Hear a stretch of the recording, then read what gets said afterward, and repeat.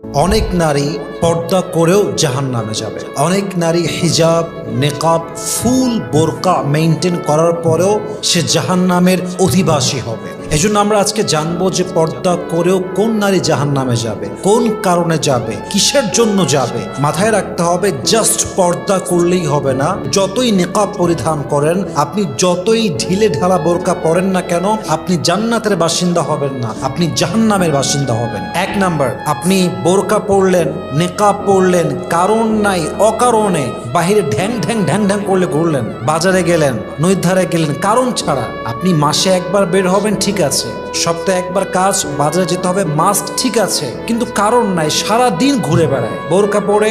একবার নদীর ধার, একবার পার্কে, একবার চিড়িয়াখানায়, একবার বাজারে, শপিংয়ে, সারাটা দিন ঘুরে বেড়ায়।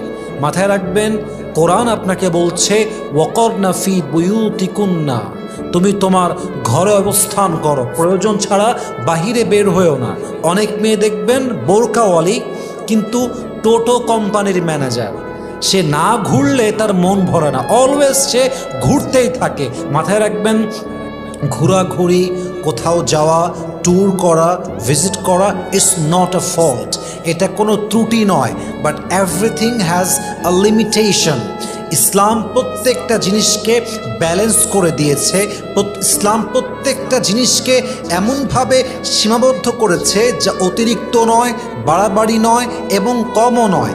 আপনার যদি প্রয়োজন হয় বাজারে যাবেন, শপিং করবেন, ঘুরতে যাবেন, এটা কোনো ফল্ট নয়, কিন্তু টোটো কোম্পানির ম্যানেজার হওয়া যাবে না।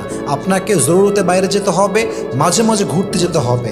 যেই মেয়ে বোরকা পরে সারাদিন টোটো কোম্পানির ম্যানেজারের মতো ঘুরে বেড়ায়, এটা কখনোই প্রকৃতপক্ষের পর্দাশীল নারী হতেই পারে না, ঠিক কিনা বলেন? অতএব জাস্ট বোরকা এবং হিজাব মেইনটেইন করলে হবে না, you must have to stay indoors. ওয়াকরনা ফি বুয়ুতিকুন্না ওয়ালা তাবাররাজনা তাবাররুজাল জাহিলিয়াতিল উলা, আপনাকে ঘরে অবস্থান করতেই হবে। আল্লাহ প্রত্যেকটা বোরকাওয়ালি পর্দাশীল নারীকে বোঝার তৌফিক দান করুক, পরে সবাই আমিন।